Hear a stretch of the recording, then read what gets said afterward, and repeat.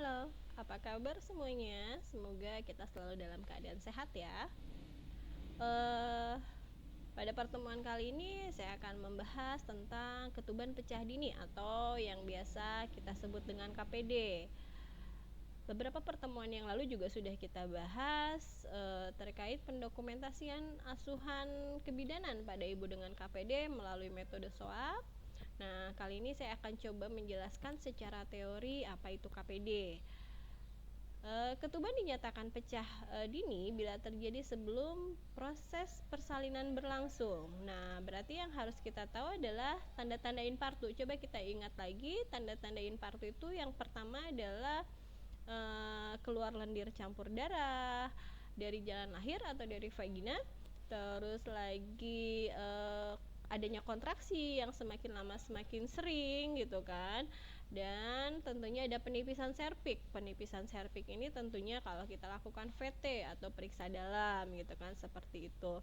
Nah, pada kasus KPD ini sendiri, si ibu datang ke klinik hanya mengeluh keluar air-air saja dari jalan lahir, tapi ibu tidak mengeluh adanya his, tidak juga mengeluh adanya lendir campur darah gitu kan. Nah, ketuban pecah dini di sini harus menjadi perhatian yang penting karena merupakan masalah kebidanan yang memang harus diberikan asuhan yang tepat gitu kan.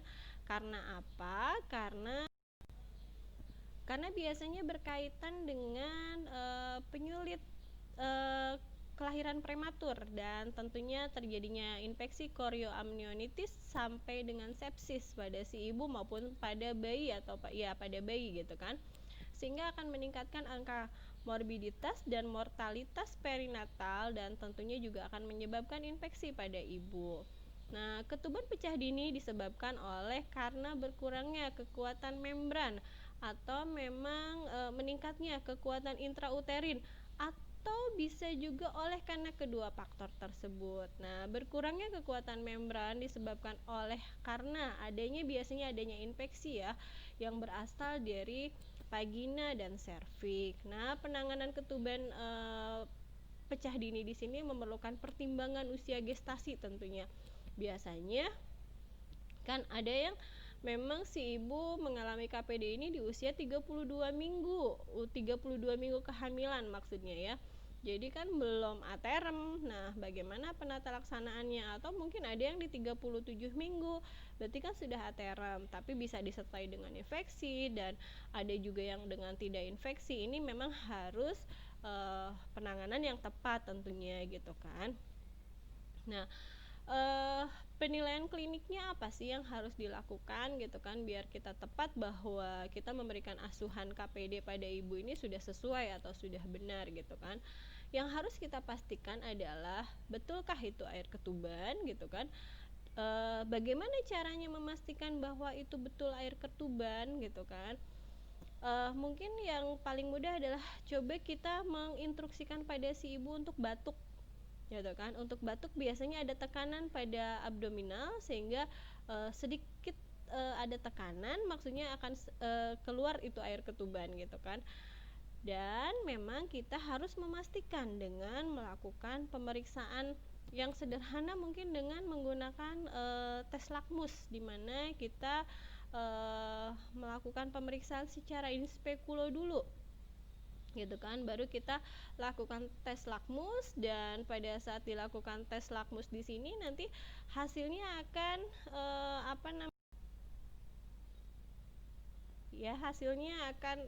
terlihat gitu kan. Jika memang kita menggunakan tes lakmus berarti kertasnya akan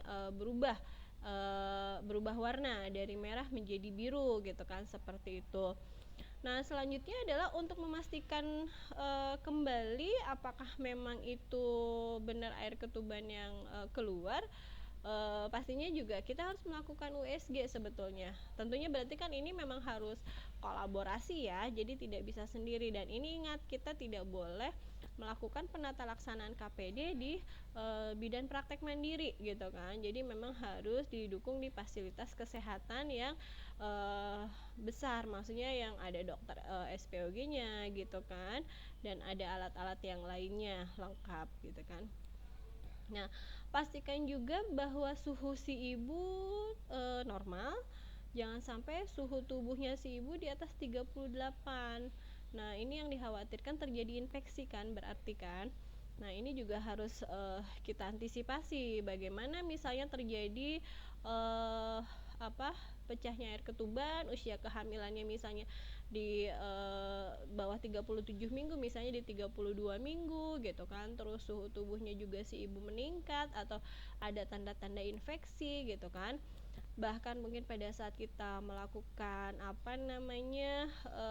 pemantauan kesejahteraan janin juga janinnya terdapat tahikardi. Nah, ini yang memang kemungkinan mengalami infeksi intrauterin tentunya gitu kan. Apalagi kalau misalnya kita melakukan cek darah, leukosit darahnya si ibu meningkat.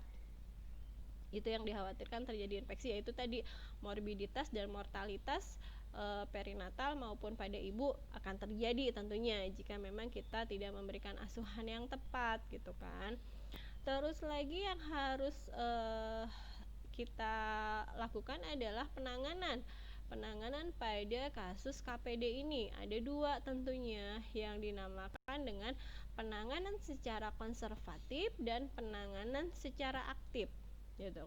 Penanganan secara konservatif tentunya dirawat di rumah sakit dan kita melihat usia kehamilannya berapa dulu nih gitu kan. Nah, jika usia kehamilannya misalnya antara 32 sampai 34 minggu gitu kan, dirawat di rumah sakit dengan tirah baring dan tentunya juga diberikan terapi antibiotik biasanya gitu kan, dengan diberikan metronidazole misalnya 2 kali 500 mg selama 7 hari, dan si ibu disarankan untuk bed rest sampai dengan air ketubannya tidak keluar lagi. Itu yang usia kehamilan 32 sampai 34 minggu. Nah, ada juga nih misalnya usia kehamilannya 32 sampai 37 minggu, belum ada tanda-tanda infartu, tidak ada juga infeksi. Terus lagi tidak ada tanda infeksi, maka apa yang harus dilakukan adalah tentunya tetap kita memantau kesejahteraan janin, kesejahteraan ibunya, maksudnya tanda-tanda vitalnya dia selalu terpantau dengan normal gitu kan, dan harus diberikan dexamethasone atau untuk pematangan paru pada janin gitu kan sampai dengan usia kehamilan 37 minggu. Harapannya berarti air ketubannya sudah tidak keluar gitu kan, seperti itu. Nah, ada juga misalnya di usia kehamilan 32 sampai 37 minggu sudah infartu tapi tidak ada infeksi. Apa yang harus dilakukan yaitu kita memberikan tokolitik atau untuk mengurangi kontraksi ya, atau bahasanya salbutamol gitu kan, terus dexamethasone untuk pematangan parunya, dan biasanya diinduksi sesudah 24 jam. Nanti untuk pembahasan induksinya ada di sesi setelah sesi yang ini ya. Jadi penata laksananya memang biasanya sih dilakukan induksi. Maksudnya kalau memang dia aterem, maksudnya di penata laksanaan aktif, kita lakukan induksi atau tindakan yang lainnya gitu kan, seperti itu. Nanti induksinya ada di sesi yang setelah ini ya. Terus yang harus dipastikan adalah yaitu tadi kesejahteraan janin dan tentunya kesejahteraan ibu ya, tanda-tanda vitalnya normal gitu kan. Selanjutnya adalah ada itu yang penata laksanaan konservatif ya. Ada lagi yang memang satu lagi pada saat usia kehamilan 32 sampai 34 minggu ini tentunya diberikan steroid untuk memacu kematangan paru-paru, dan kalau memang memungkinkan dilakukan pemberian dexamethasone gitu kan, seperti itu ya. Itu memang kewenangan dokter kalau untuk pemberian terapi itu gitu kan. Nanti sesuai dengan instruksi advice dokternya apa untuk terapi. Oke, selanjutnya adalah itu penata laksanaan konservatif. Nah, yang selanjutnya adalah penata laksanaan aktif. kehamilannya berarti 37 minggu lebih gitu kan. Nah, itu boleh kita lakukan induksi dengan oksitosin gitu kan. Dan bila gagal dilakukan seksio sesaria gitu kan. Nah, selanjutnya adalah pada saat kita mau memberikan induksi, tentunya ada hal-hal juga yang harus kita perhatikan gitu kan. Apa sih yang harus kita perhatikan gitu kan? Yaitu tentunya kita harus melihat dulu apakah memang skor BISOP. Nah, skor BISOP. Nanti kita buka lagi tuh skor BISOP itu apa sih? Penilaian tentang apa sih? Misalnya serviksnya sudah seperti apa? Penurunan kepalanya sudah di mana gitu kan, dan sebagainya. Itu nanti ada skala nilainya gitu kan, dan kita harus melakukan penilaian skor BISOP itu gitu kan. Baru jika skor BISOP itu memenuhi syarat, boleh dilakukan induksi. Tetapi jika memang tidak memenuhi syarat, berarti memang harus dilakukan seksio sesaria. Ini secara teori ya, seperti itu ya gitu kan. Jadi kita harus pastikan dulu skor BISOP-nya berapa.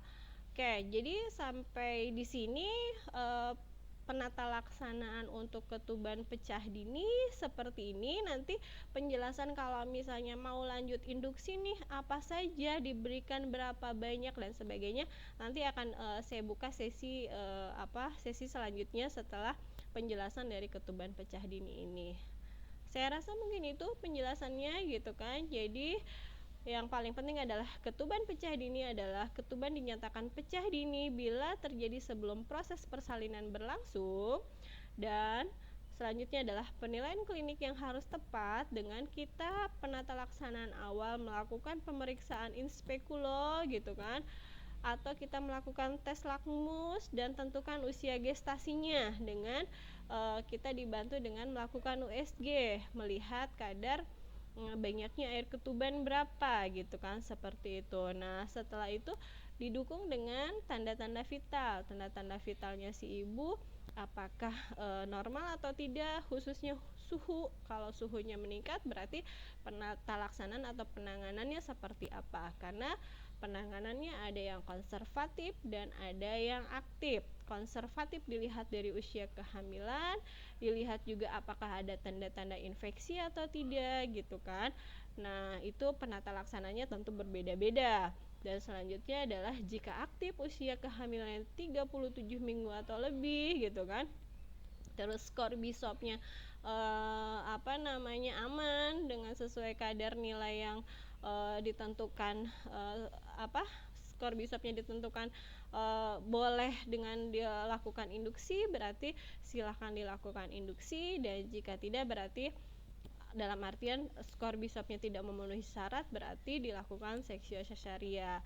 Sekali lagi, hal ini dilakukan di pelayanan kesehatan yang memang alat-alatnya lengkap, ada SPOG-nya dan sebagainya. Jadi tidak dilakukan di PMB ya. Jadi kalau misalnya datang pasien ke tempat kalian terus lanjut ketemu dengan KPD, tentunya kita harus merujuk karena ada penapisan persalinan itu sendiri. Tanda-tanda salah satunya adalah keluar air-air sebelum waktunya ya, sebelum adanya proses persalinan. Oke, mungkin saya rasa itu untuk KPD. Selanjutnya nanti akan saya buka sesi untuk bagaimana cara menginduksi pasien pada pasien KPD. Terima kasih. Assalamualaikum warahmatullahi wabarakatuh.